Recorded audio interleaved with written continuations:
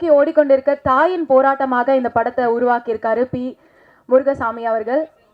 So இந்த படத்தில் ஒரு ஸ்ட்ராங்கஸ்ட் மெசேஜ் கன்வே பண்ணியிருக்காரு. அவர் சொன்ன விதமும் எடுத்த விதமும் ரொம்ப இம்பாக்ட் கிரியேட் பண்ணும் அப்படின்ற நம்பிக்கையில் இந்த ஆடியோ லான்ச்சை தொடங்கணும் அப்படின்னு நினைக்கிறேன். So congratulations to the team. அடுத்தபடியாக விழாவை தொடங்கலாம். மிக்க நன்றி.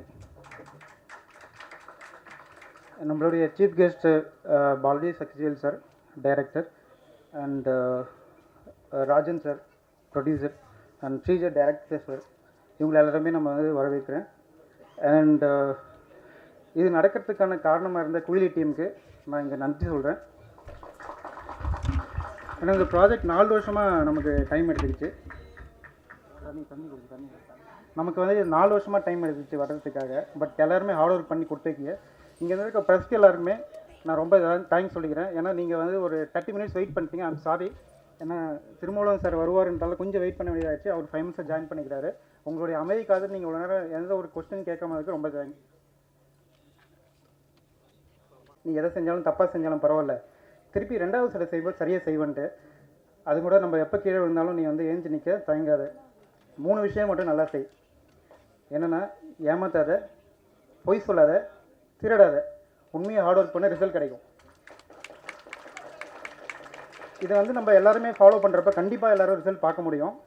ஏன்னா இதில் வந்து இடையில் வந்து எங்கள் ப்ராஜெக்டில் எவ்வளோ பிரேக்ஸ், எவ்வளோ பிரச்சனைகள், இது வந்து முடியாதுன்னு சொல்கிற ஸ்டேஜில் போயிட்டு இதை நாங்கள் எடுத்துகிட்டு வந்து இந்த அளவுக்கு நிறுத்தியிருக்கோம்னா நான் மட்டும் கிடையாது, எங்களுடைய டீம் தான். நான் தூங்கி நின்னா டேரக்டர் எழுப்புறாரு, டேரக்டர் எழுப்புனா கோ டேரக்டர் எழுப்புவாங்க, மியூசிக் டேரக்டர் எழுப்புவார். ஸோ அதனால் எல்லாருக்குமே நான் இங்கே தேங்க்ஸ் சொல்ல விரும்புகிறேன். And okay okay sorry sorry sorry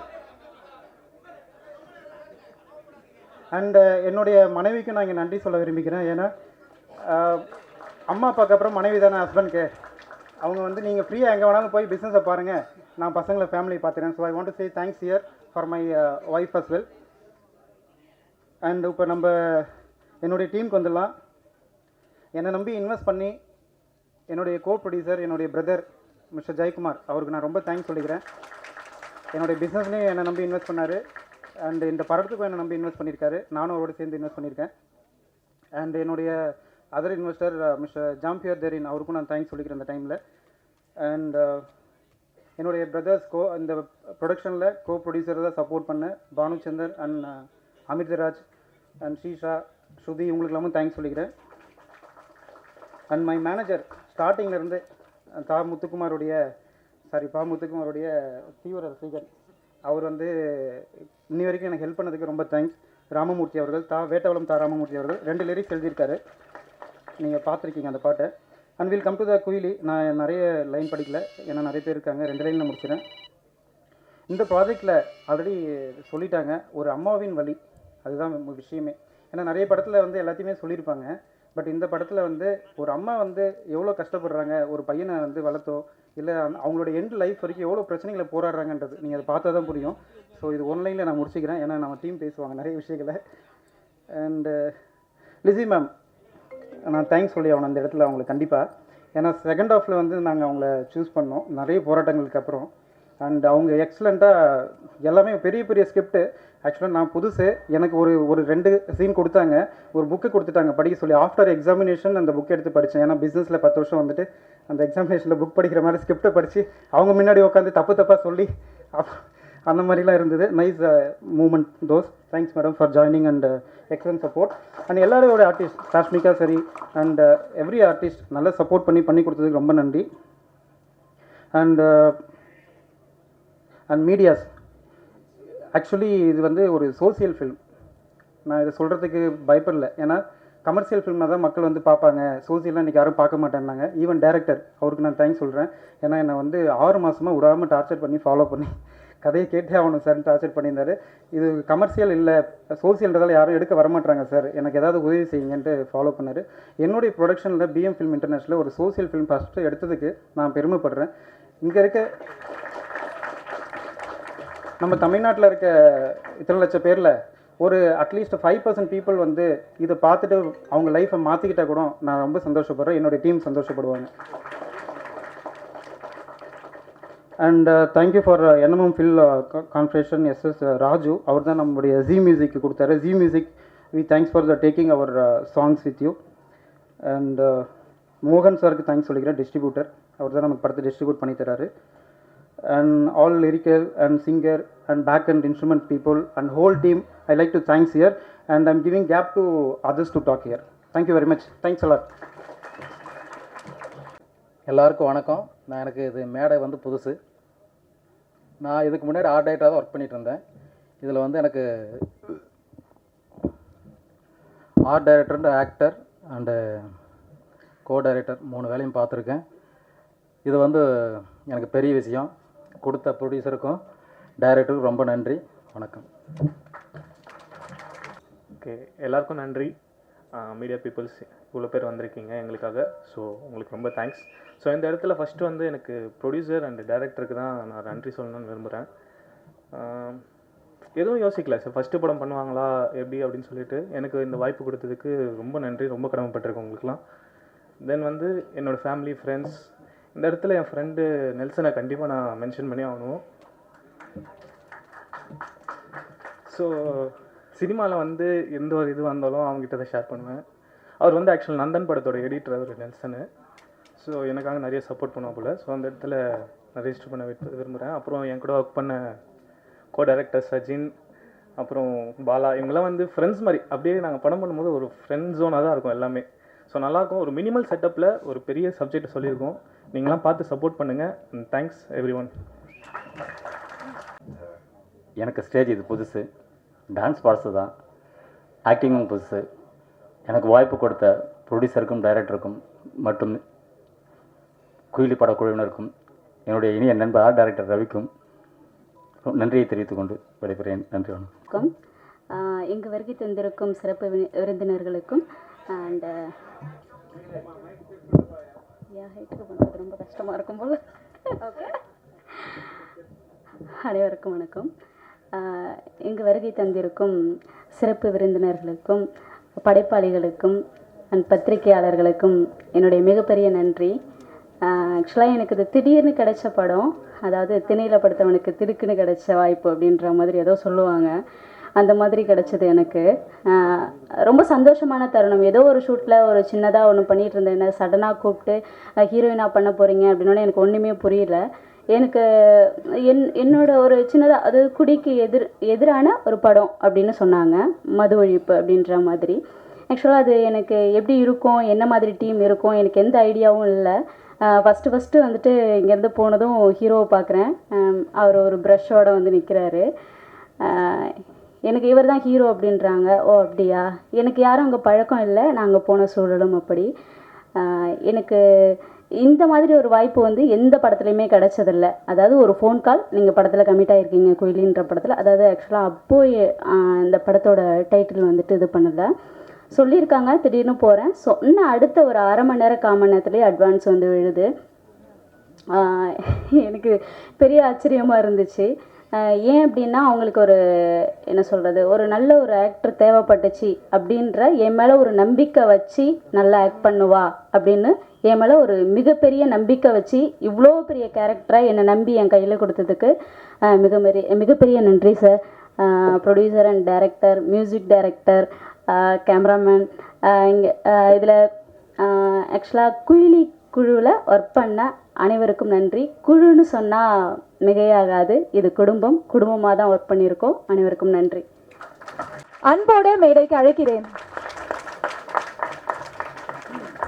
BM film international VV Arunkumar அவர்களை கௌரவிக்குமாறு கேட்டுக்கொள்கிறேன்.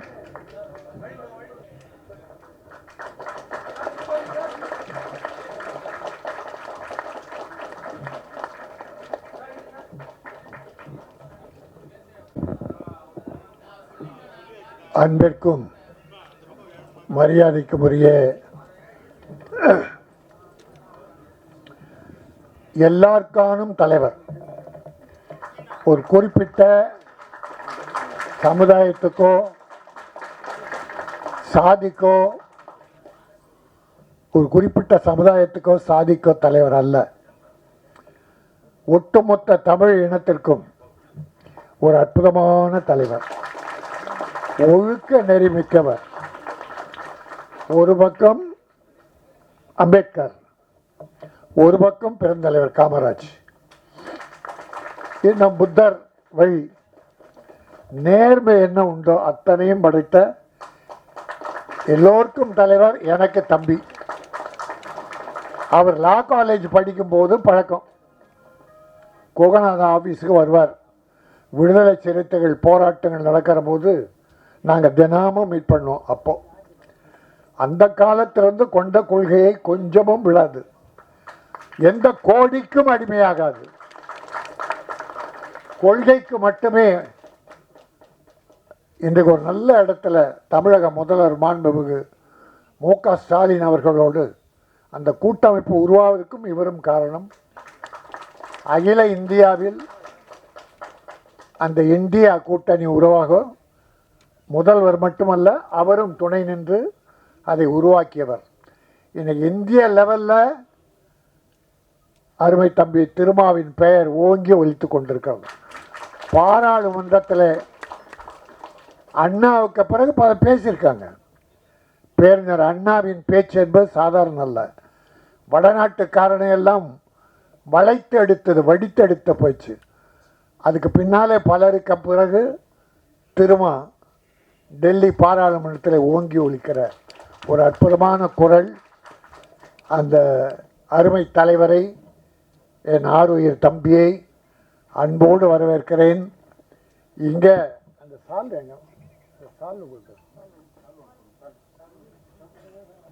சால்வுப்பா.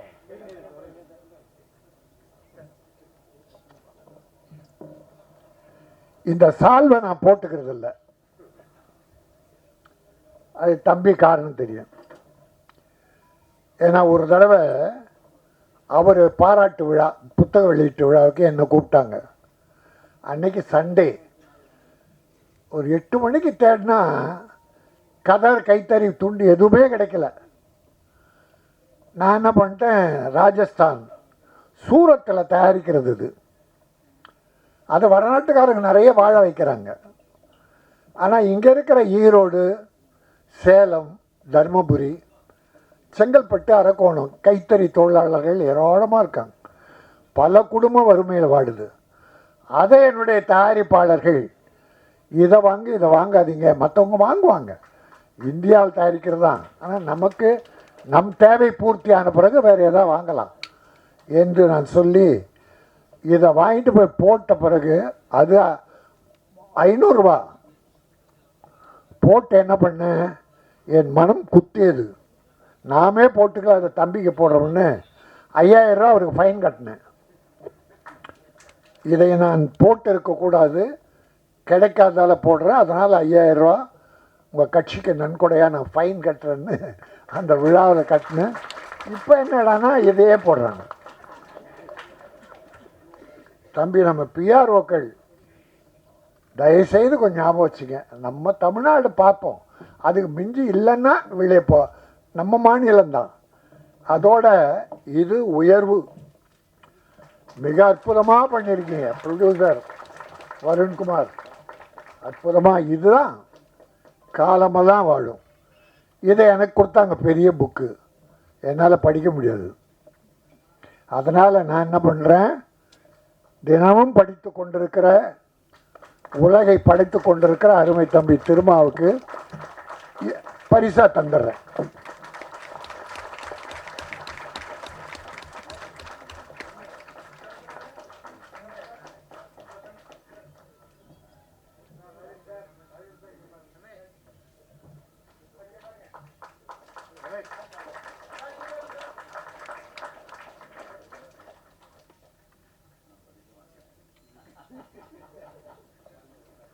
பிஎம் ஃபிலிம்ஸ்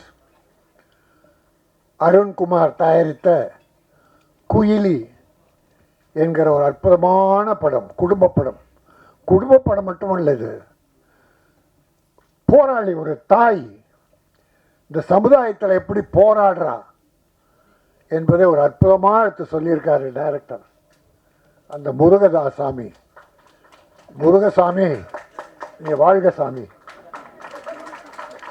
ஒரு இந்த படத்தை துணிச்சலோடு எடுத்த நமது அருண்குமார், அவருக்கு துணையாக ஜெயக்குமார், எல்லாரையும் பாராட்டுறேன். தம்பி, இது ஒரு குடிகாரங்களை ஒழிக்கிறதுக்காக எடுக்கப்படும். ஒரு கவர்ச்சி இல்லை, ஒரு கவர்ச்சி கிடையாது. பார்த்தோம் நம்ம தான் ஒரு தாய் அந்த அம்மாவை வச்சு சில சகோதரிகள் நடிகர்களை வச்சு இயற்கையாக எடுத்திருக்காங்க. குடியினால் என்ன கொடுமை நடக்கிறது என்பது அற்புதமாக படம் பிடிச்சிருக்கார். இன்றைக்கி நாட்டில் நான் தமிழக முதல்வர் மு.க.ஸ்டாலின் அவர்களை நான் கூட தான் இருக்கேன். தம்பி ரொம்ப நெருக்கமாக இருக்கார், நானும் கூட இருக்கேன். இருந்தால் கூட இந்த விஷயத்தில் கொஞ்சம் விலகி இருக்கேன். குடி பல குடும்பங்களுக்கு எடுத்துருச்சு.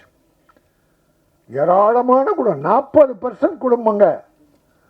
தம்பிக்கு தெரியும், ஊர் ஊராக போகிறார், குக்கிராமெல்லாம் போகிறார், எவ்வளோ கொடுமைகள் அனுப்புகிற. நேராக ஏதாவது ஒரு விபத்துனா நேராக அங்கே போயிடுவார். அந்த கொடுமையை குடியை நிறுத்தணும். ஆனால் ஒன்று நிறுத்தணும்னு சொல்லும்போது தமிழக முதல்வருக்கு பெரிய இக்கட்டு இருக்குது. தமிழ்நாட்டில் நிறுத்திட்டா பாண்டிச்சேரி என்னாகும், ஆந்திரா என்னாகும்? நம்மால் வண்டி ஏறி அங்கே போய் குடிச்சிட்டு விடுறான், இங்கே குடிச்சிட்டு விடுறான்னு பார்த்தா அங்கே குடிச்சிட்டு விடுறான். அப்புறம் எல்லா இடம் குஜராத்தில் போதைப் பொருளுக்குன்னு அந்த ஏர்போர்ட், போதைப் பொருள்லாம் அங்கே தான் இருந்து வருது. உத்தரப்பிரதேசம், இந்தியாவில் எல்லா இடத்துலையும் இருக்குது. அதனால் ஒட்டு மொத்தமாக தம்பி பாராளுமன்றத்தில் பேசுவார்னு நினைக்கிறேன். ஒட்டுமொத்த பேசியிருக்காரு நினைக்கிறேன். இந்தியாவில் குடி எங்கேயும் இருக்கக்கூடாது. என் தாய்மார்கள் தாலி ஏற்பது வேதனையாக இருக்கிறது.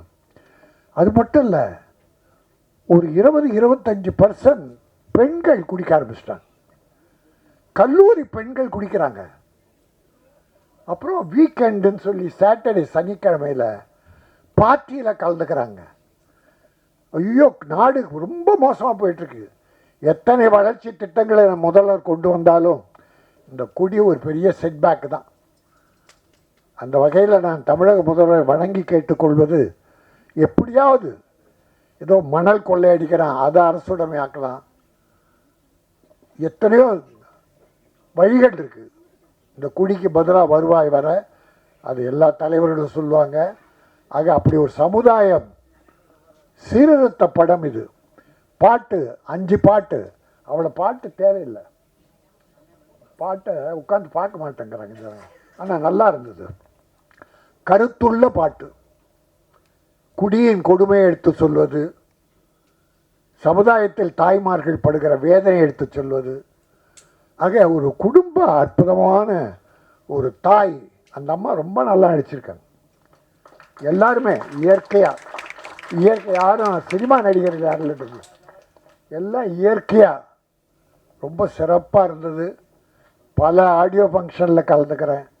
இதில் கலந்துக்கிறத மனசு திருப்தி மட்டும் இல்லை, ஆழ் மனதிலிருந்து என்னுடைய மகிழ்ச்சியையும் வாழ்த்தையும் இந்த குயிலுக்கு தெரிவித்து, தமிழக மக்கள் இதை சிறப்பாக போற்றி பாராட்டி தயாரிப்பாளரை காப்பாற்றணும்.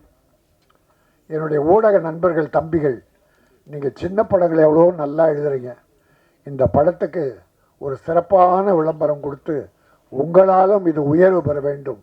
போட்ட பணம் ப்ரொடியூசருக்கு வந்துடணும். ஏன்னா 100க்கு 90 ப்ரொடியூசர் நடுத்தரில் நிற்கிறான், படம் ரிலீஸ் பண்ண முடியல, போட்ட பணம்லாம் லாஸ். இது அவலம் இந்த தமிழ்நாட்டில். அப்புறம் தமிழில் குயிலின்னு பேர் வச்சார். எதுக்கெடுத்தாலும் இங்கிலீஷ் பேர். இந்த அஜித்து நல்ல தமிழ் பேர் வச்சுட்டே வந்தார். வீரம், விவேகம், விசுவாசம். கடைசியில் குட் பேட் அக்லின்ட்டான். அதாவது ஒரு ஹீரோ அந்த ஹீரோயினை போடுங்கன்னு சொல்கிற உரிமை இருக்குல்ல, இங்கிலீஷில் டைட்டில் வைக்காதுன்னு சொல்கிறதானே. பெரிய பெரிய ஹீரோக்கள் இருக்கு. ஒரு ஹீரோ இன்னைக்கு பொதுநலன் வந்துட்டுருக்கார். அவர் படம்லாம் பார்த்தீங்கன்னா சர்க்கார்.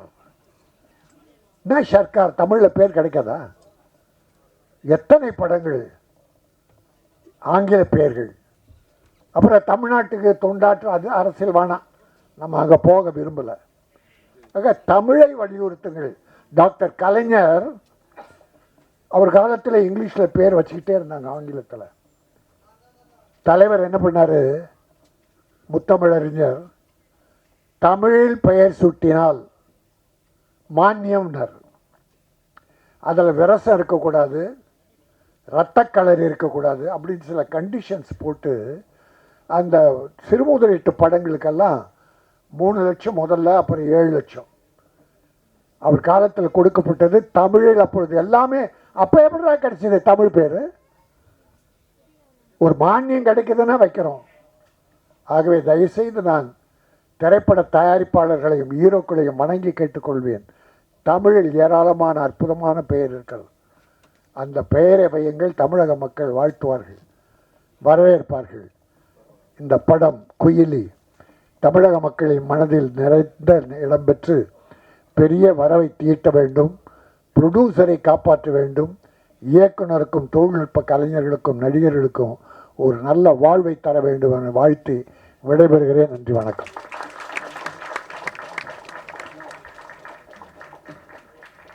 வணக்கம். ஏன்னா சின்ன வயசுலேருந்து தலைவரை பார்த்துட்டு இருக்கேன். ஆனால் இதில் ரொம்ப முக்கியமானது என்னென்னா, என் வாத்தியார் திரு பாலசக்திவர் சார் அவர்கிட்ட தான் நான் இந்த விஷயங்களையும் ஒரு தெளிவான ஒரு விஷயங்களையும் நான் கற்றுக்கிட்டேன். இப்போ இந்த குயிலி இவ்வளோ பாராட்டுறீங்கன்னா அதை நான் என் வாத்தியார்கிட்ட சின்ன வயசுலேருந்து இருந்ததில் அது ஒரு ஆழமாக அங்கே தான் காரல் மார்க்ஸை படித்தேன், ஆனால் அம்பேத்கரை படித்தேன், தந்தை பெரியாரை படித்தேன். அது மூலிமா நான் கற்றுக்கிட்டு வந்தது தான். அதுக்கு பிறகு கூகை திரைப்பட இயக்கம் அங்கேயே போகும்போது நல்ல கல்வியை கற்றேன். அரசியல் கல்வி ரொம்ப முக்கியமான கல்வி அது. ஏன்னா இந்த மக்கள், எளிய மக்களுடைய வாழ்வியல் அதெல்லாம் எப்படிங்கிறது அங்கே தான் நான் கற்றுக்கிட்டேன். அந்த கற்றுக்க இன்றைக்கி எனக்கு ஒரு நல்ல படம் பண்ணுறதுக்கு ஒரு நல்ல வாய்ப்பு அமைஞ்சது. சரிங்களா? எனக்கு ஜோஸ் சுமித் இசையமைப்பாளர் உண்மையிலே ஆரம்பத்தில் நான் நினைக்கல, ஆனால் செமையாக பண்ணிட்டீங்க. அப்புறம் என் கேமராமேன் பிரிவின் வேறு லெவலில் பண்ணியிருக்காங்க. சரிங்களா? மற்ற மேடம் ரீசெண்டாக வேறு லெவலில் பண்ணியிருக்காங்க. அப்புறம் மற்றவங்க நம்ம அசிஸ்டன்ட் டைரக்டருக்கு எல்லாருமே நல்லா பண்ணியிருக்காங்க. எல்லாருக்கும் நல்ல வாழ்த்துக்கள். என்ன, நான் காரல் மார்க்ஸ், தந்தை பெரியார், அண்ணல் அம்பேத்கரை பார்க்கல, புரட்சியாளர் அண்ணல் அம்பேத்கரை, அந்த 3 பேரையும் தலைவரை பார்க்குறேன், என் வாத்தியாரை பார்க்குறேன், ரஞ்சித் அண்ணாவை பார்க்குறேன். ஏன்னா அந்த 3 பேர்கிட்ட தான் நான் ஒரு உண்மையான கல்வியை கற்றுக்கிட்டேன்.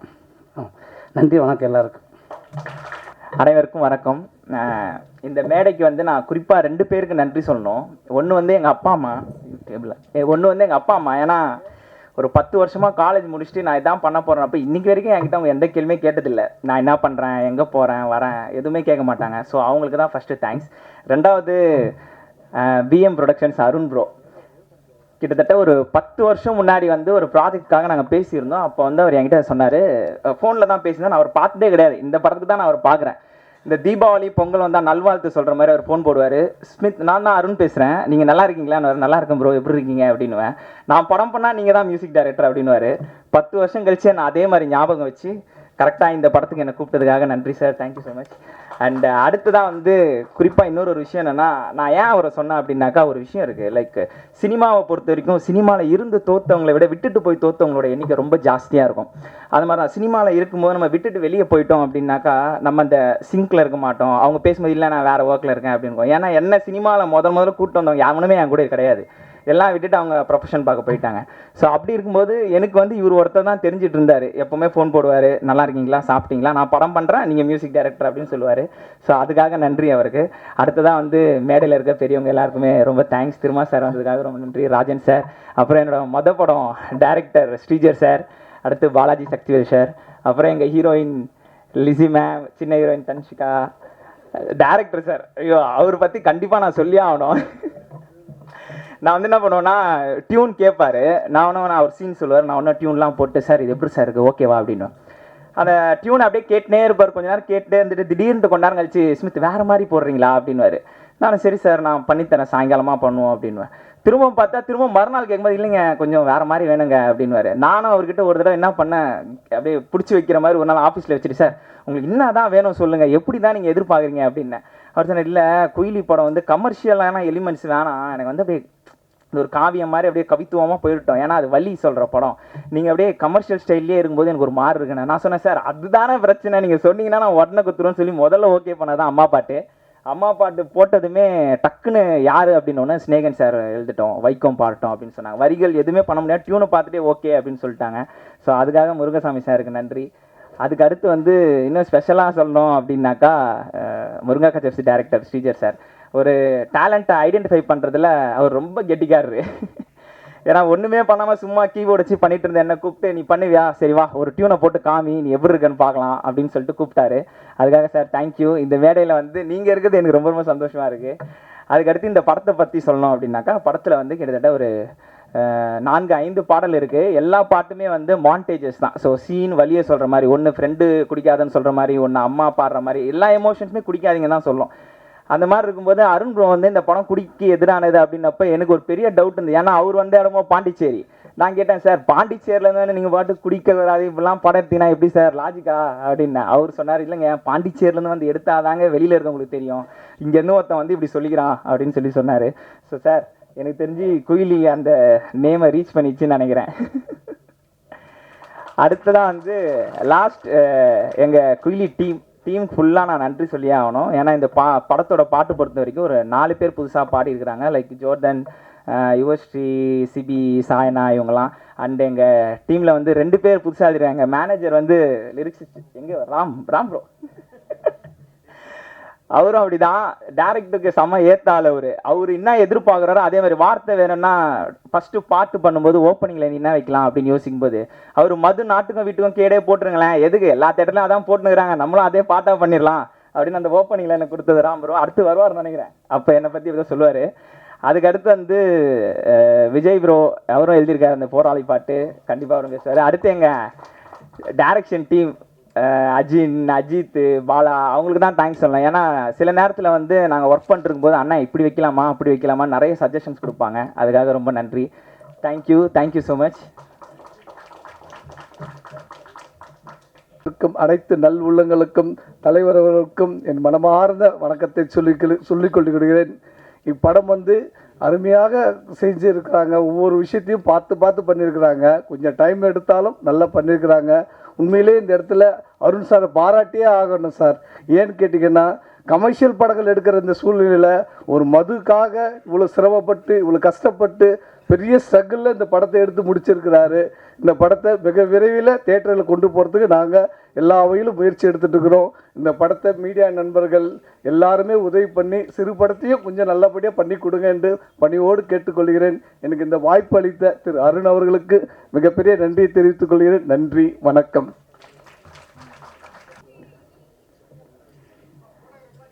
ஸோ ஆடியோ லான்ச் இப்போ நடக்க போகுது.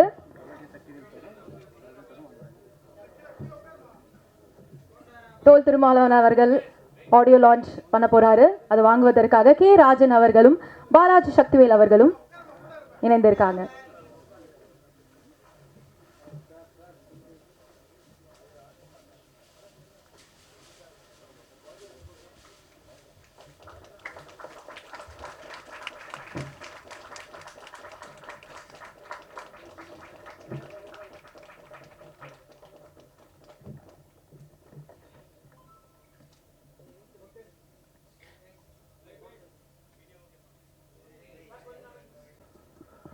விழாவிற்கு வந்திருக்கும் பத்திரிகை துறை நண்பர்கள் அனைவருக்கும் முதற்கண் வணக்கத்தை தெரிவித்துக் கொள்கிறேன். மிக பெரும் அரசியல் ஆளுமை, இந்தியாவே இன்று திரும்பி பார்த்து கொண்டிருக்கக்கூடிய மிக பெரும் வல்லமை கொண்ட ஒரு பெரும் அரசியல் தலைவர் நம்முடன் அமர்ந்திருக்கிறார். சினிமாவும் அரசியலும் ஆண்டாண்டு காலமாக இணைந்து பயணித்து கொண்டிருக்கிறது. சமீப காலத்தில் சற்று அதிகமாக சினிமாவில் அரசியல் பேசுபொருளாகி இருக்கிறது. தமிழ்நாடு மாத்திரம் அல்லாமல் நம் பக்கத்து மாநிலமான கேரளாவில் தற்போது வேடன் என்கிற ஒரு இளைஞர்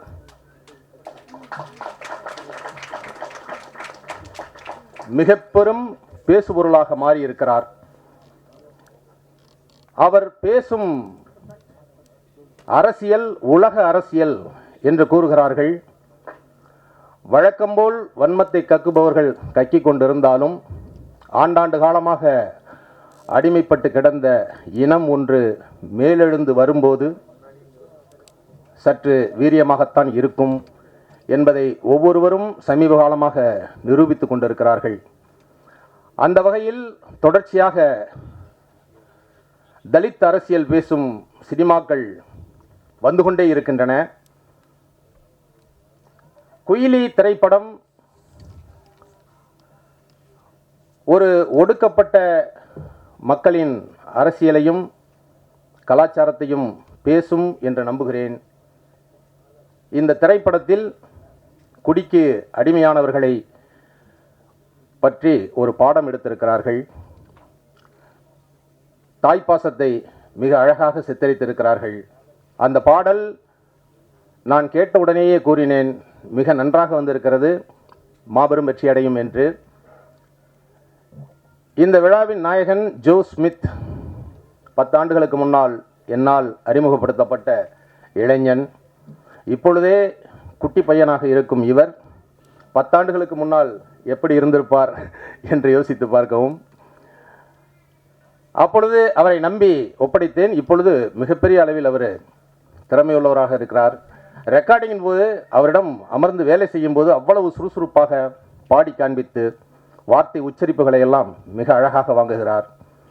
ஆனாலும் ராஜன் சார் கூறியதை போல இந்த திரைப்படத்தில் நிறைய பாடல்கள் இருக்கிறது என்று நினைக்கிறேன். 2 பாடல்கள் போதுமானதாக இருக்கிறது. ஏனென்றால் கிரிக்கெட்டே இன்று 2020 மேட்ச் வந்துவிட்டது. இன்னும் 10 ஓவரில் வந்துடும். ஏன்னா பரபரப்பான இந்த வாழ்க்கை சூழலில் நாம் சினிமாவையே 1.5 மணி நேரத்திற்கு கொண்டு வர வேண்டுமோ என்று தோன்றுகிறது. அந்த அளவுக்கு மக்கள் பரபரப்பாக சென்று கொண்டிருக்கிறார்கள். எனவே இந்த திரைப்படம் ஒரு நல்ல கலாச்சாரத்தை பேசுகிறது, ஒரு நல்ல பண்பாட்டை போதிக்கும் படமாக இருக்கிறது. இதை பார்க்கும்போது ஒரு வழியை பதிவு செய்திருக்கிறார்கள் என்பது தோன்றுகிறது. படத்தை இயக்குனர் முருகசாமிக்கும் தயாரிப்பாளர் வி அருண்குமார் அவர்களுக்கும் மற்றைய படக்குழுவினர் அனைவருக்கும், அம்மா பாத்திரம் ஏற்று நடித்திருக்கும் லிசி அவர்கள் மிக நன்றாக செய்திருக்கிறார். அனைவருக்கும் எனது வாழ்த்துக்களை தெரிவித்துக் கொள்கிறேன். நன்றி, வணக்கம். அனைவருக்கும் அன்பான வணக்கம். எழுச்சி தமிழர் எம்பி அவர்கள் அவருடைய நேர்காணல்களையும் அவருடைய உரையாடல்களையும் அவருடைய பேச்சையும் மிகவும் முக்கியமாக நான் கவனித்து அவருடன் அவருக்கு ராஜன் சார் சொன்ன மாதிரி அவர் அனைவருக்குமான தலைவர், பொதுவான தலைவர். அவரோட இந்த மேடையில் ஷேர் பண்ணுறது வந்து எனக்கு ரொம்ப பெருமை. இதற்கு வாய்ப்பளித்த அருண்குமார் அவர்களுக்கும் முருகசாமிக்கும் என்னுடைய நெஞ்சம் நிறைந்த நன்றியை தெரிவித்துக் கொள்கிறேன். ஏன்னா அவர் வந்து எழுச்சி தமிழர் அவர்கள் வந்து அவருடைய குணநலன்களை வந்து அவருடைய பயோகிராஃபியை நான் கொஞ்சம் கொஞ்சமாக நான் பார்த்துட்ருக்கேன். அவர் வந்து அவருடைய அந்த பணி வந்து திரைப்படம் மூலமாக பதிய வைக்கப்பட வேண்டும் என்று நான் கேட்டுக்கொள்கிறேன். அதற்கான முயற்சியை யாராவது தொடங்கினால் அதற்கு நான் ஒத்துழைக்க கடமைப்பட்டுள்ளேன். அவ்வளவு நேர்மையான, பிடித்தமான, அனைவருக்குமான தலைவர். அவரை வணங்குகிறேன். முருகசாமி அவர்கள் வந்து எனக்கு கல்லூரியிலேருந்து என்கிட்ட இருக்கிறார். அவர் ஒரு ஷார்ட் ஃபில்ம் எடுத்து என்கிட்ட காமிச்சு என்னுடைய கூட இருப்பார்.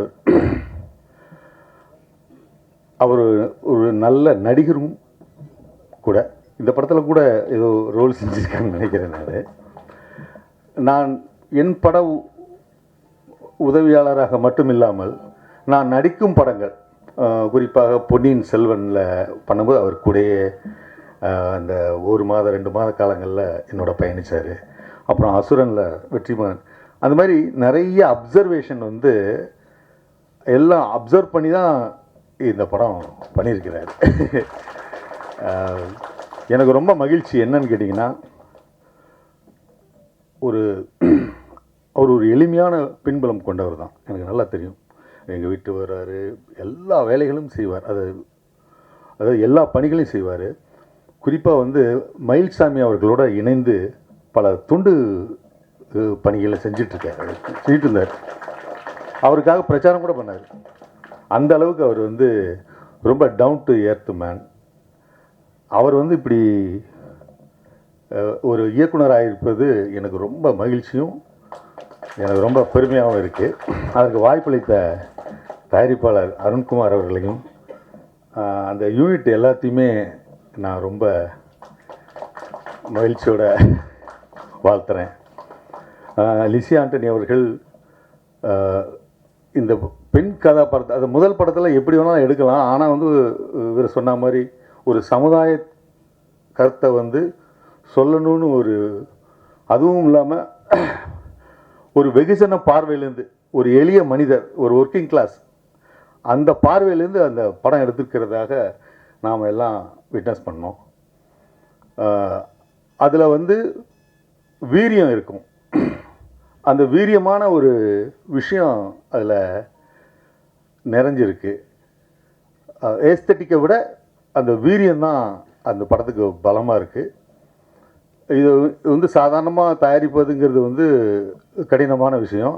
ஆனால் அருண்குமார் அவர்கள் தயாரித்து இத்தனை வருஷம், அவர் சொன்னார் 4 வருஷமாக ரொம்ப கஷ்டப்பட்டு பண்ணியிருக்காங்க.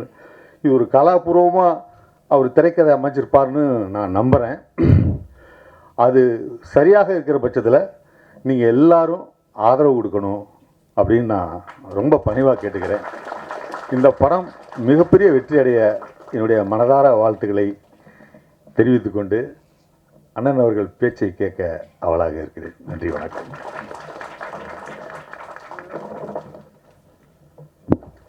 Thank you sir.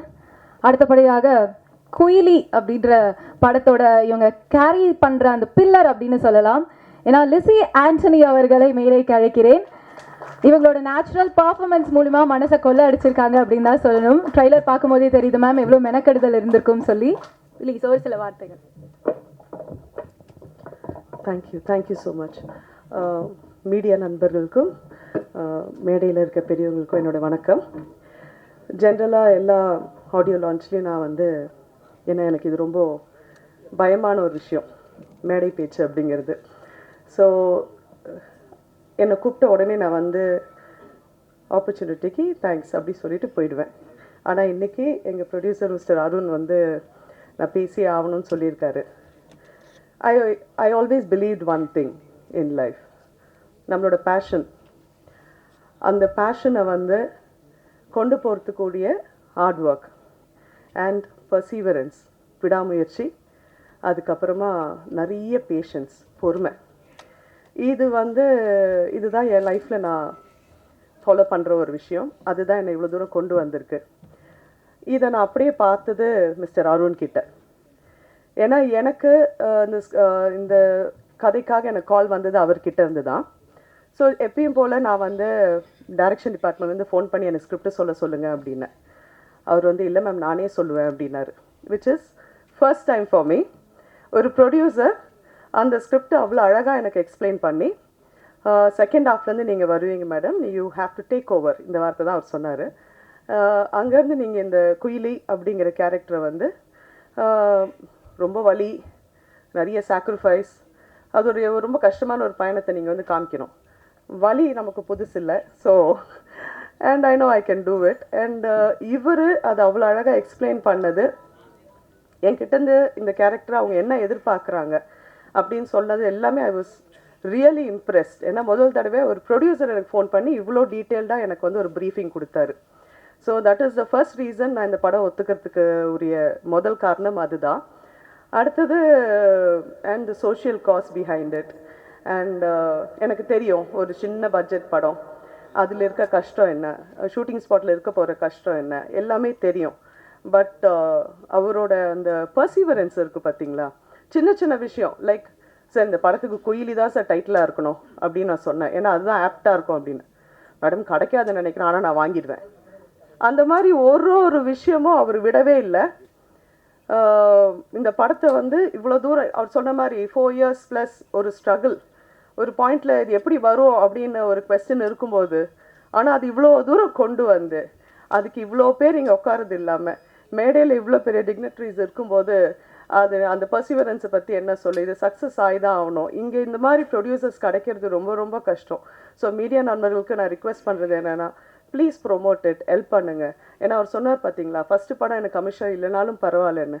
அந்த தாட் ப்ராசஸ்க்கே வந்து நம்ம வந்து we have to help it. So it is an humble request. Please do it. Thank you so much. Thank you. Thank you ma'am. அடுத்தபடியாக சமூக நீதிக்காகவும் சமத்துவத்திற்காகவும் மறைந்த மறுக்கப்பட்ட வரலாற்றை மீட்டெடுக்கும் போராளியாகவும் பல்வேறு கணக்கான மக்களின் உரிமை குரலாக இருக்கும் member of the parliament Lok Sabha மற்றும் விடுதலை சிறுத்தை கட்சி தலைவர் எழுச்சி தமிழர் உயர் திரு தோ. திருமாவளவன் அவர்களை பேச அழைக்கிறேன்.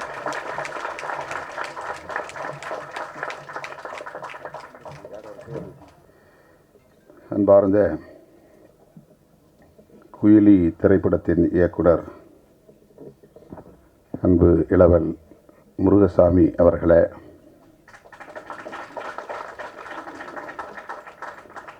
இத்திரைப்படத்தின் தயாரிப்பாளர்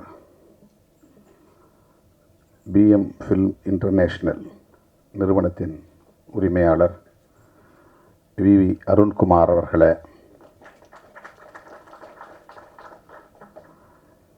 இந்நிகழ்வில் பங்கேற்று வாழ்த்துரை வழங்கி அமர்ந்திருக்கிற மூத்த திரைக்கலைஞர் மதிப்பிற்குரிய திரைப்பட தயாரிப்பாளர் மதிப்பிற்குரிய அண்ணன் கே. ராஜன் அவர்களே, இயக்குனர் பாலாஜி சக்திவேல் அவர்களே, இயக்குனர் ஸ்ரீஜா அவர்களே, குயிலியாக இந்த திரைப்படத்தில் நடித்திருக்கிற அன்பு சகோதரி லிசி ஆண்டனி அவர்களே, இசையமைப்பாளர் ஜூ ஸ்மித் அவர்களே, நடிகர் ஹீரோ பேர் என்ன, ஹீரோ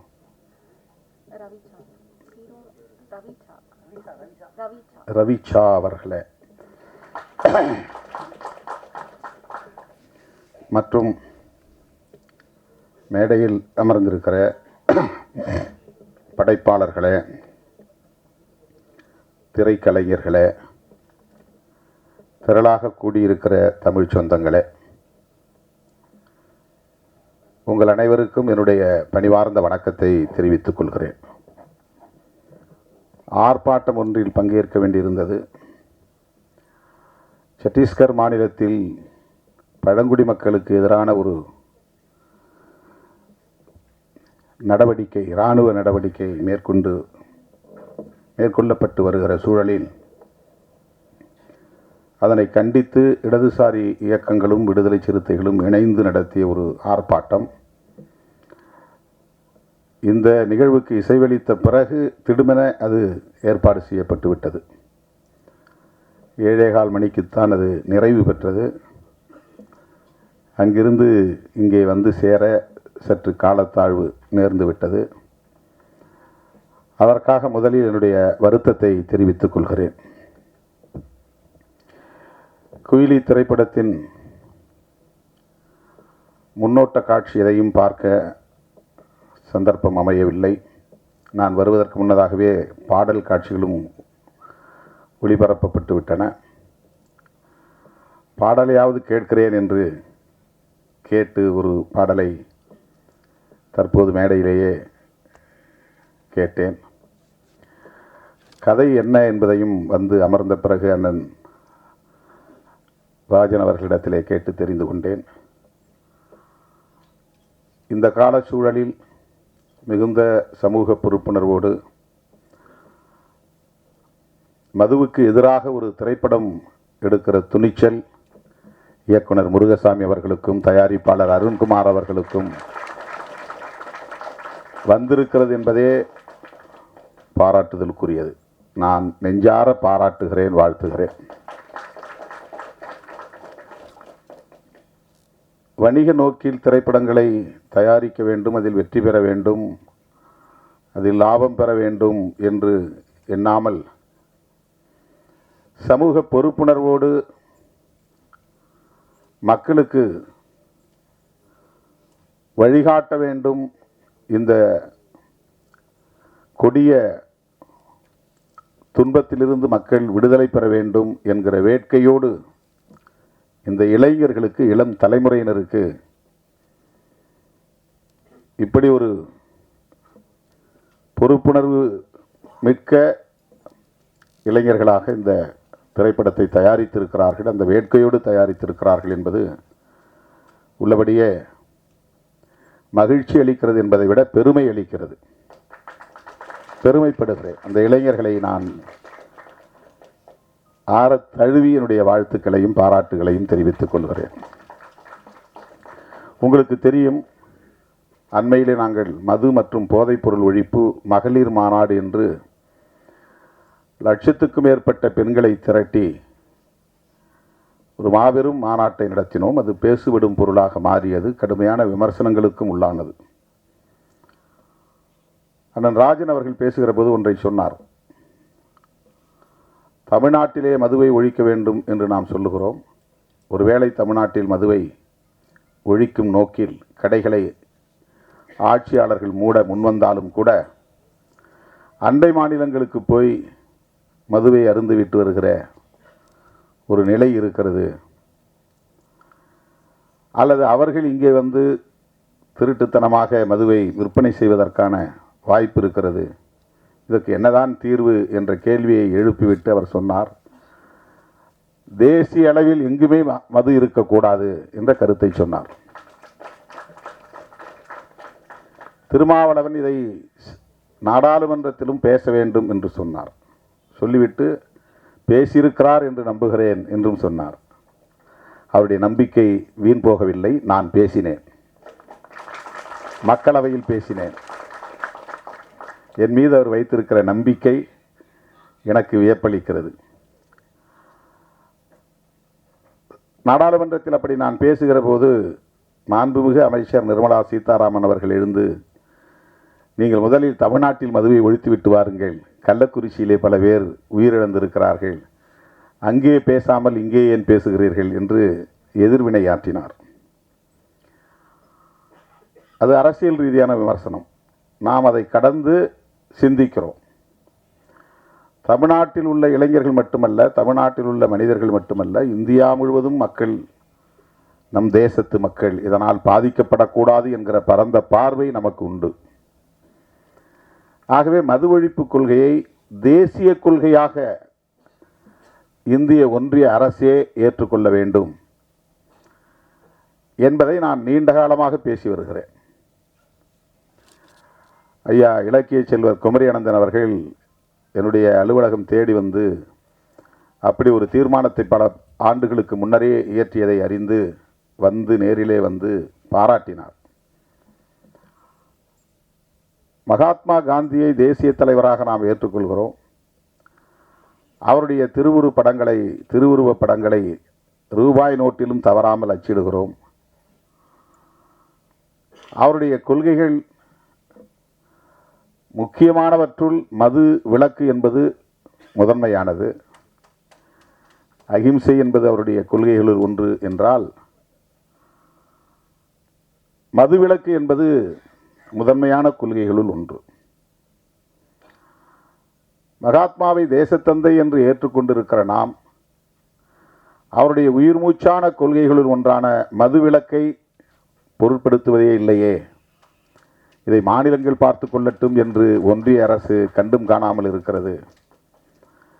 மாநில அரசுகள், தமிழ்நாடு மட்டுமல்ல, மாநில அரசுகள் வருமானத்திற்கான ஒரு வழியாக இதை பார்க்கிறதே.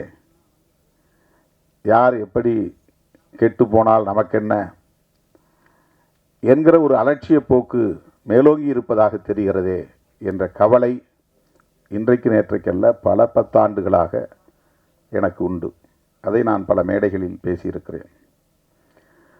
பல மாநாடுகளில் தீர்மானங்களாக நிறைவேற்றியிருக்கிறோம்.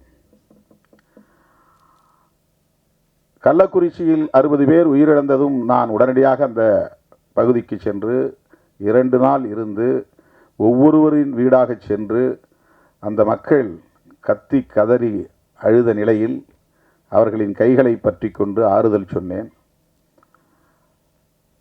அவர்களுக்கு எம்மால் இயன்ற நிதி உதவியும் செய்தோம். உடனடியாக ஒரு ஆர்ப்பாட்டத்தையும் நடத்தினோம்.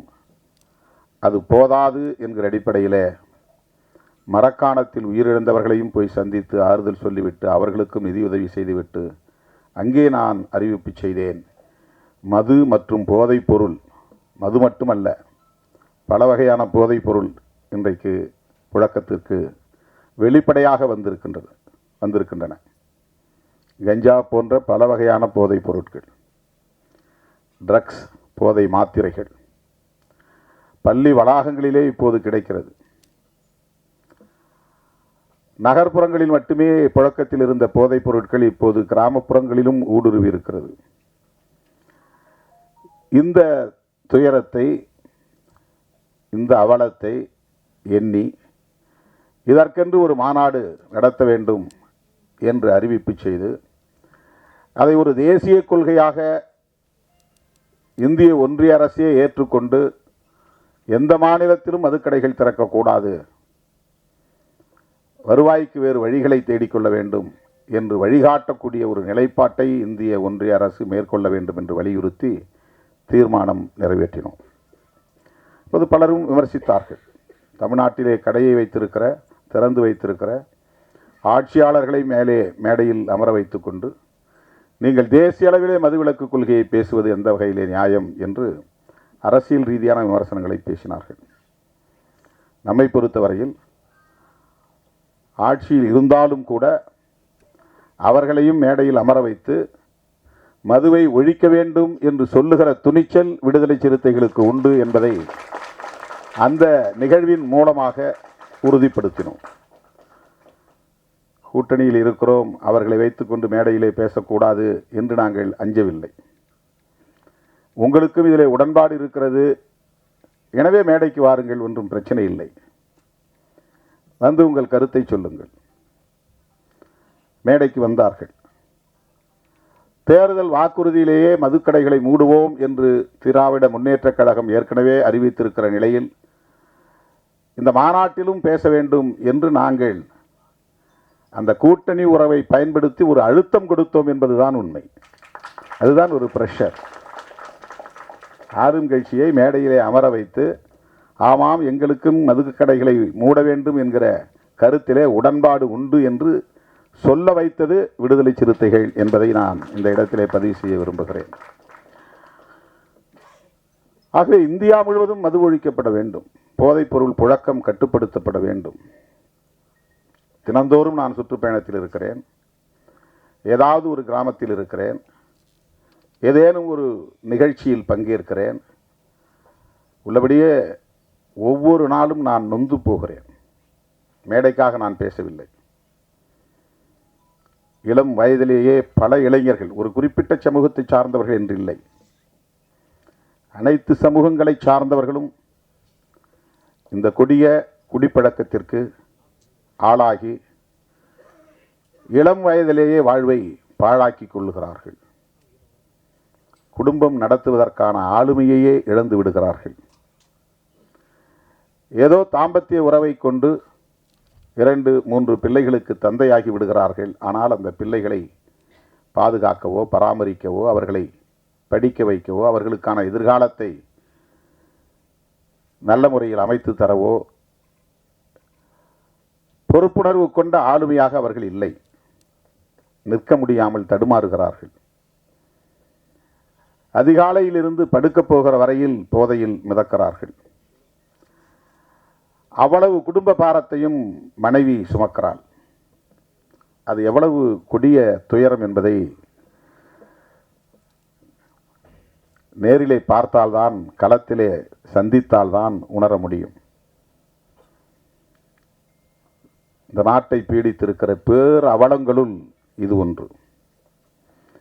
எத்தனையோ பல இளைஞர்கள் கல்வி பெற வேண்டிய வயதில், இல்லற வாழ்வை நுகர வேண்டிய வயதில் யாவற்றையும் பறிகொடுத்து சுய நினைவை இழந்து எந்த ஆளுமையும் இல்லாமல் சமூகத்தாலேயே புறக்கணிக்கக்கூடிய அளவுக்கு மாறிவிடுகிறார்கள். முதல் பாட்டு இந்த படத்திலே கேட்டேன். இந்த அவலங்கள் அனைத்தையும் அப்படியே வரிகளாக்கி இருக்கிறார்கள். இந்த பாடல் மிகவும் நம் நெஞ்சை ஆழமாக தொடுகின்றது. மிக மிக இன்றியமையாத ஒரு பாடல். எல்லா கிராமங்களிலும் கட்டாயமாக போட்டு காட்ட வேண்டிய ஒரு பாடல். எல்லோரும் தன்னுடைய அலைபேசியிலே வைத்திருக்க வேண்டிய ஒரு பாடல். விழிப்புணர்வை ஏற்படுத்தக்கூடிய ஒரு பாடல். அந்தோனிதாஸ் குரலில் பாடியிருக்கிறார் என்று கருதுகிறேன். இசையும் மிக சிறப்பாக வந்திருக்கிறது. வேட்டவளம் ராமமூர்த்தி பாடல் அவ்வளவு யதார்த்தமாக அந்த துயரங்களை காட்சிப்படுத்தி இருக்கிறார்கள், வரிகளுக்குள் கொண்டு வந்திருக்கிறார்கள். தோழர்களே, நாம் ஒவ்வொருவருக்கும் இதில் பொறுப்பு இருக்கிறது. இந்த ஆட்சி அந்த ஆட்சி என்று நாம் இதில் அரசியலை நுழைத்து மதிப்பீடு செய்ய தேவையில்லை. அண்ணன் ராஜன் அவர்கள் ஒன்றை என் காதோரம் வந்து ஆலோசனையாக சொன்னார். தம்பி, இந்த கடைகளை எல்லாம் மூடிவிட்டு மணல் குவாரி, கல் குவாரி போன்றவற்றை அரசாங்கமே எடுத்து நடத்தினால் இதில் வரக்கூடிய வருமானம் அதில் வராதா? இதையெல்லாம் நீங்கள் ஆட்சியாளர்களுக்கு சொல்லலாமே என்று சொன்னார். அவருக்கு எந்த அளவுக்கு இதில் ஒரு பொறுப்பு இருக்கிறது என்பதை என்னால் உணர முடிகிறது.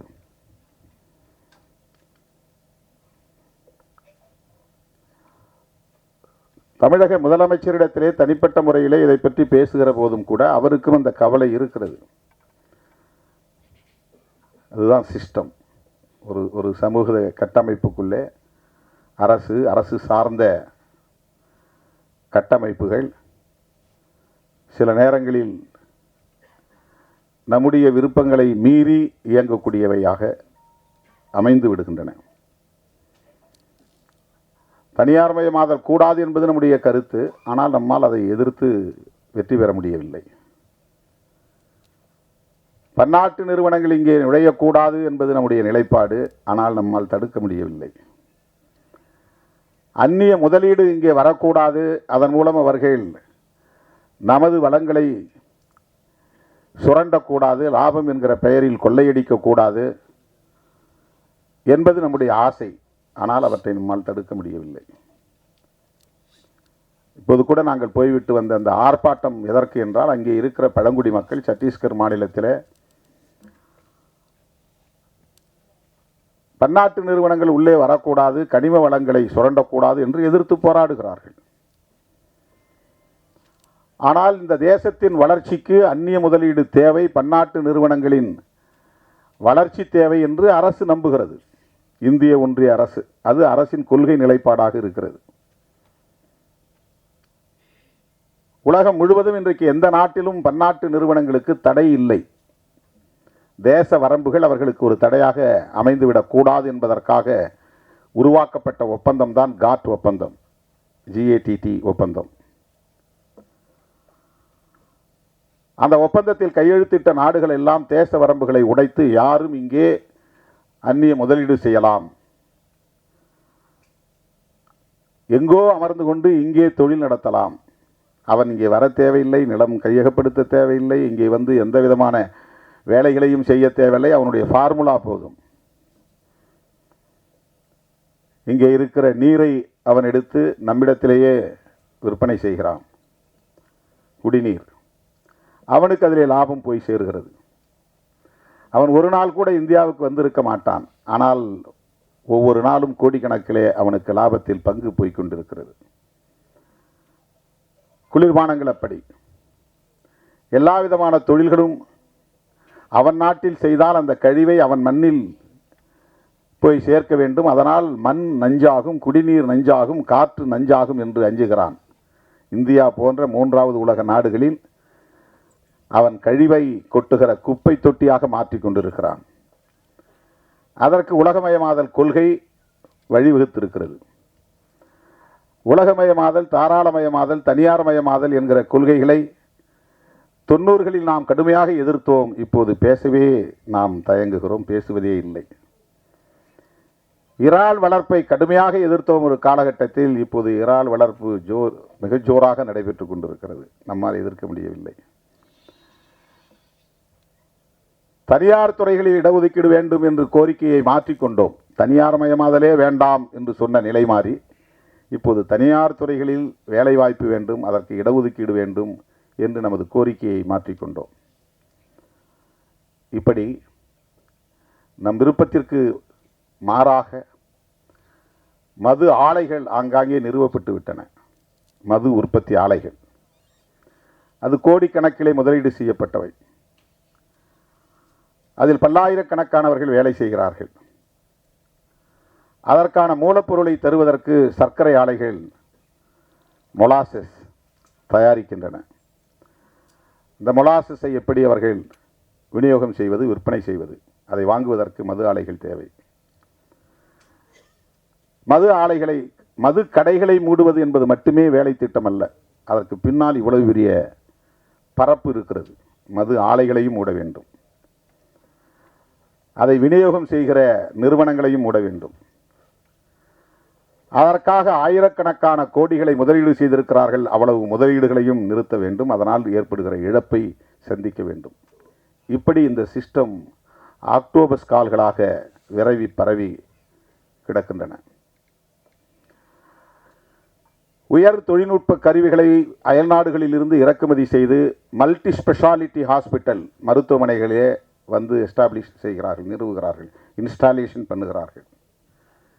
அது கோடிக்கணக்கிலே மதிப்பீடு, 5 கோடி 10 கோடி. அதை வெறுமன மூடி வைத்திருக்க முடியாது. தினந்தோறும் அது இயங்க வேண்டும். இல்லை என்றால் அது பழுதாகிவிடும். தினந்தோறும் அது இயங்க வேண்டும். ஆனால் அதற்கு வேலையாட்கள் தேவை. வேலையாட்கள் என்றால் அவர்களுக்கு சம்பளம் தர வேண்டும். சம்பளம் தர வேண்டும், அது இயங்க வேண்டுமானால் தினந்தோறும் அதிலே நோயாளிகள் வந்து படம் எடுத்துக்கொண்டே இருக்கும். ஸ்கேன் எடுக்கணும், ஸ்கேன் எடுத்துக்கிட்டு இருக்கணும். உடம்பு நல்லா தான் இருக்கும், ஆனாலும் ஸ்கேன் எடுங்க. எனக்கு ஒன்றும் பிரச்சனை இல்லையே. இல்லை, இதெல்லாம் மாஸ்டர் செக்கப் மாதத்துக்கு 3 மாதத்துக்கு ஒரு தடவை வந்து பண்ணிக்கிங்க, 6 மாதத்துக்கு ஒரு தடவை பண்ணிக்கிங்க. இது நம்முடைய ஹெல்த்தில் அவங்களுக்கு அக்கறை இருக்கிற மாதிரி. ஆனால் இது மெடிக்கல் மாஃபியாவுடைய வேலைகள், தொழில் முதலீட்டாளர்களின் வேலைகள். அதை சும்மா வச்சிருக்க முடியாது.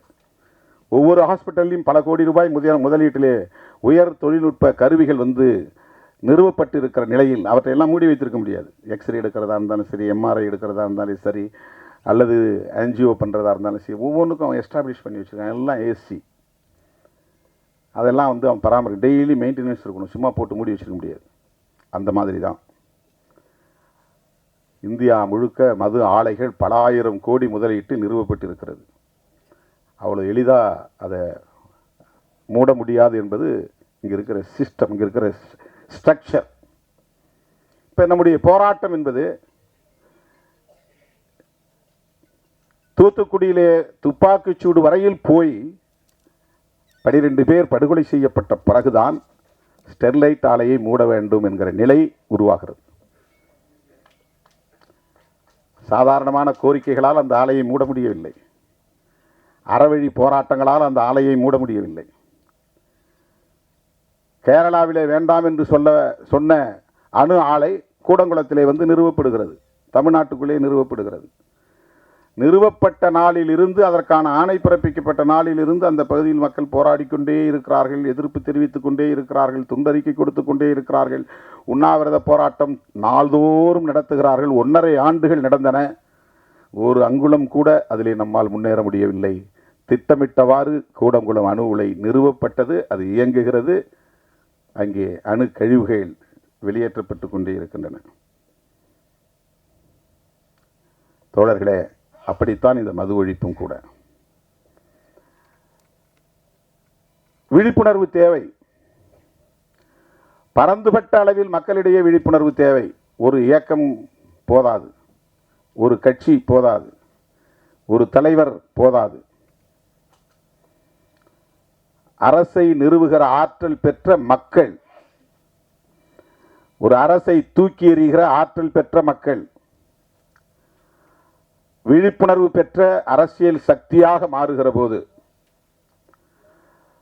தொடர்ந்து போராடுகிற துணிச்சலை பெறுகிற போது, சமரசமின்றி போராடுகிற ஆற்றலை பெறுகிற போது எல்லாவற்றையும் தலைகீழாக புரட்டி போட முடியும். அதற்கு சான்று வேளாண் சட்டங்களை இந்த அரசு திரும்ப பெற வைத்தது. விவசாயிகளின் தொடர் போராட்டம். அது ஒரு கட்சி நடத்திய போராட்டம் அல்ல, ஒரு குறிப்பிட்ட தலைவன் நடத்திய போராட்டம் அல்ல. பஞ்சாப், ஹரியானா மாநிலங்களை சார்ந்த விவசாயிகள் குடும்பம் குடும்பமாக வண்டி கட்டி வந்து டெல்லிக்கு செல்லுகிற எல்லா பிரதான சாலைகளிலும், முதன்மை சாலைகளிலும் குறுக்கே மறித்து வண்டிகளை நிறுத்தி அங்கேயே படுத்து தூங்கி சமைத்து சாப்பிட்டு 1.25 ஆண்டுகள் தொடர்ந்து போராட்டம் நடத்தினார்கள். அந்த போராட்டம் ஆட்சியாளர்களால் கண்டுகொள்ளப்படவில்லை, அலட்சியப்படுத்தப்பட்டது. ஆனால் பஞ்சாப் மாநிலத்திற்கு தேர்தல் வந்தது, ஆட்சியாளர்களுக்கு கிளி பிடித்தது, வயிற்றில் புலி கரைத்தது. இந்த போராட்டத்தை கண்டுகொள்ளாமல் இருந்தால் நாம் மிக மோசமான தோல்வியை சந்திக்க நேரிடும் என்று நிறைவேற்றப்பட்ட சட்டங்களை, குடியரசுத் தலைவரால் அங்கீகரிக்கப்பட்ட சட்டங்களை திரும்ப பெற்றார்கள் என்பது வரலாறு. அது ஒரு புரட்சி. அப்படி ஒரு புரட்சி தேசிய அளவில் உருவாக வேண்டும். மதுவுக்கு எதிராக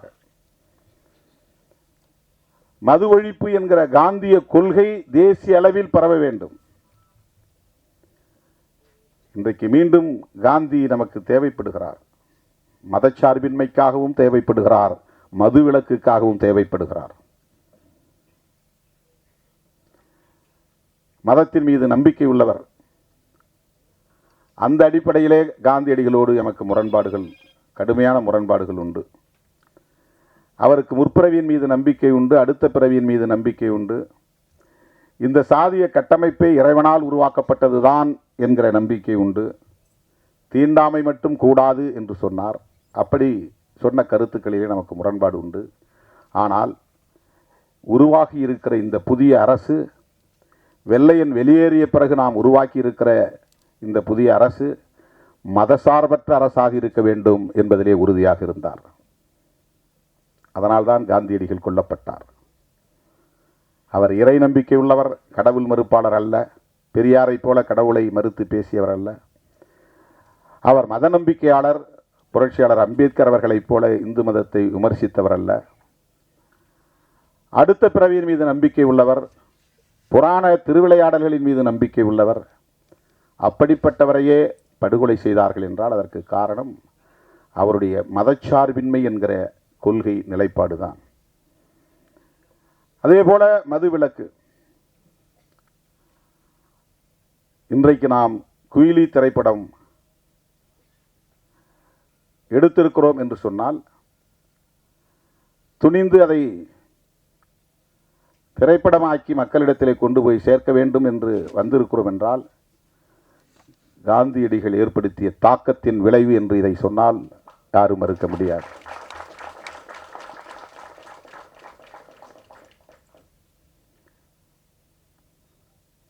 களத்திலே நாம் சந்திக்கிற அவலங்கள் நம்மை சிந்திக்க வைக்கிறது என்பதுதான். ஒவ்வொரு ஊரிலும் பிரச்சனைகளுக்கு காரணம், ஒவ்வொரு ஊரிலும் குறைந்தது 10 அல்லது 20 பேர் போதையில் இருக்கிறார்கள். சாதியின் பெயராலோ மதத்தின் பெயராலோ கலவரங்கள் மூடுவதற்கும் பெரிய வன்கொடுமைகள் வெடிப்பதற்கும் குடிப்பழக்கத்திற்கு, குடிபோதைக்கு ஆளாகக்கூடியவர்களும் ஒரு காரணமாக இருக்கிறார்கள் என்பதை நம்மால் பார்க்க முடிகிறது. 1,00,000 பேர் அமர்ந்திருக்கிற ஒரு அவையில் 100 பேர் குடிபோதையில் வந்து குழப்பத்தை ஏற்படுத்தி விடுகிறார்கள். அந்த கட்டுப்பாட்டை சீர்குலைத்து விடுகிறார்கள். இது நாட்டுக்கு கேடு.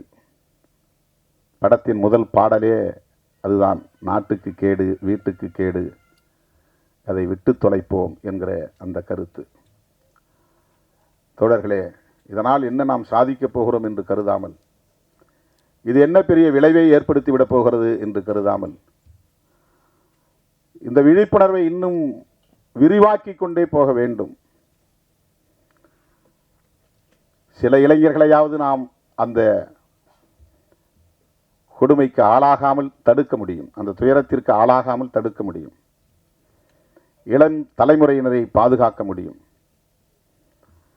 ஏற்கனவே பாதிக்கப்பட்டவர்களை மீட்க வேண்டும் என்பது ஒரு புறம், புதிதாக இளைஞர்கள் அதிலே பாதிப்புக்கு உள்ளாகிவிடாமல் தடுக்க வேண்டும் என்பது இன்னொரு புறம்.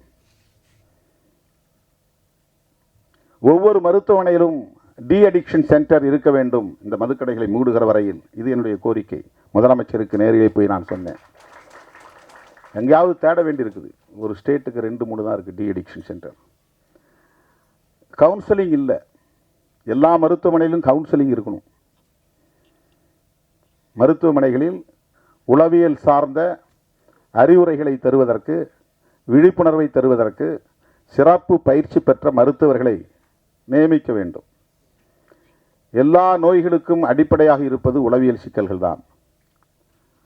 நம்முடைய உணவு பழக்கம் என்பதை விட, நம்முடைய உறக்க பழக்கம் என்பதை விட,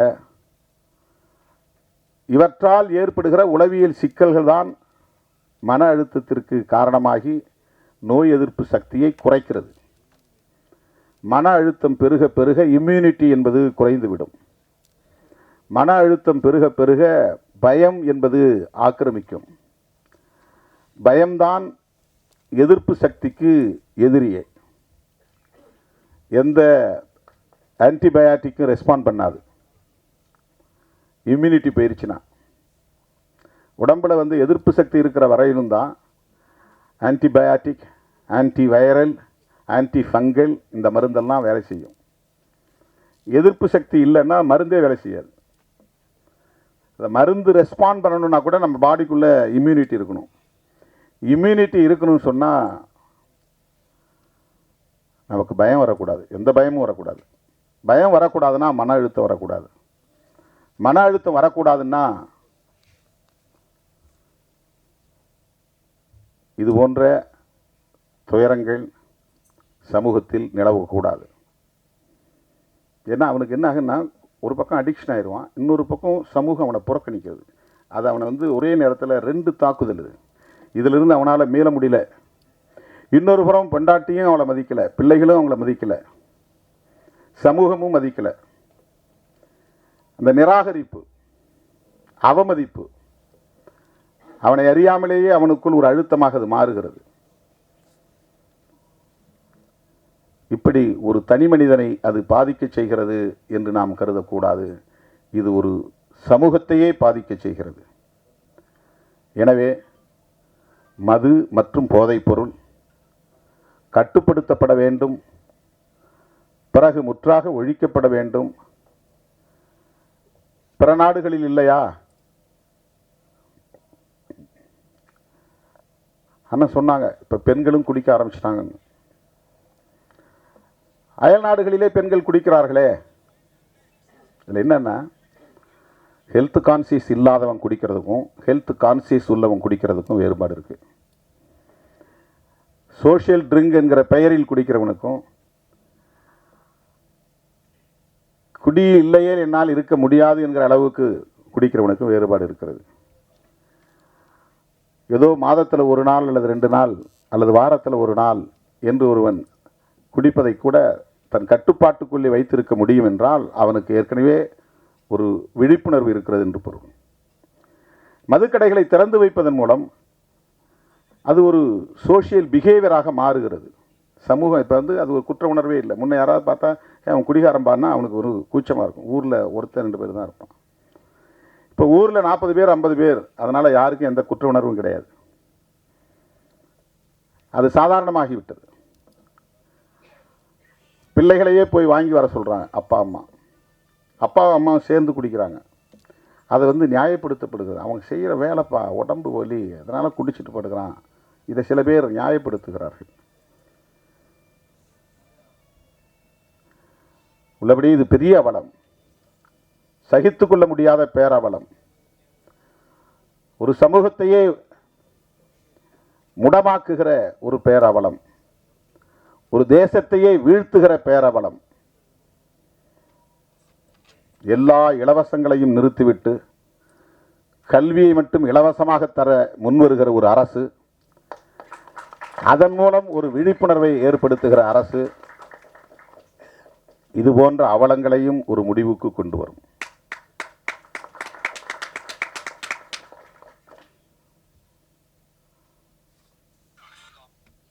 அரசுக்கு வருமானம் திரட்ட என்ன வழியையும், இதை தவிர்த்து வேறு என்ன வழியையும் அவர்கள் முடிவெடுக்கலாம், தீர்மானிக்கலாம். இதை வைத்து ஒரு அரசை நடத்த முடியாது. ஆண்டுக்கு 25,000 கோடி என்பது போதாது. ஆகவே இலவச திட்டங்களுக்கு இது பயன்படுகிறது என்று நியாயப்படுத்துவதும் ஏற்புடையதல்ல. இலவசங்களே வேண்டாம் என்பதுதான். எல்லா இலவச திட்டங்களையும் நிறுத்த வேண்டும். ஒட்டுமொத்த கல்வியையும் அரசே ஏற்றுக்கொள்ள வேண்டும். கல்வியை இலவசமாக கொடுங்க, ஆரம்ப கல்வி முதல் ஆராய்ச்சி கல்வி வரையில். இதெல்லாம் பொதுமக்களின் கோரிக்கையாக மாற வேண்டும். ஒரு தனிநபர் கோரிக்கையாக, ஒரு இயக்கத்தின் கோரிக்கையாக இருக்கிற போது ஈடுபடாது. பொதுமக்களின் கோரிக்கையாக மாற வேண்டும். அதற்கான விழிப்புணர்வு தேவை. அப்படிப்பட்ட ஒரு விழிப்புணர்வுள்ள இளைஞர்களாகத்தான் இன்றைக்கு முருகசாமி, அருண்குமார், ஜூ ஸ்மித், இந்த இளம் தலைமுறையினரை நான் பாராட்டுகிறேன், மெச்சுகிறேன். இது போன்ற இன்னும் பல விழிப்புணர்வு கருத்துக்களை சொல்லக்கூடிய படைப்புகளை நீங்கள் தர வேண்டும். இந்த சமூகம் உங்களை தூக்கி கொண்டாடும் என்பதை சொல்லி இந்த வாய்ப்புக்கு நன்றி கூறி முடிக்கிறேன். நன்றி, வணக்கம்.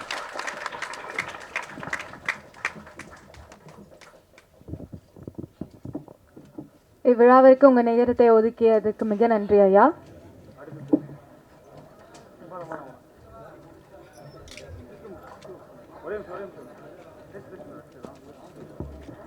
அடுத்தபடியாக lyricist and EP of the film Ram அவர்களை பேச அழைக்கிறேன்.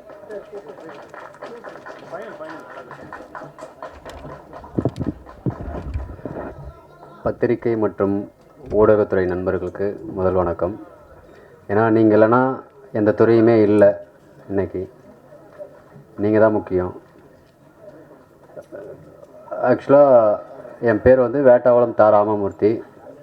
நான் குயிலி படத்தில் 2 பாடல்கள் எழுதியிருக்கேன். 2 பாடல்கள் எழுத வாய்ப்பளித்த இயக்குனர் பா முருகசாமி அவர்களுக்கு நன்றியை தெரிவிச்சுக்கிறேன்.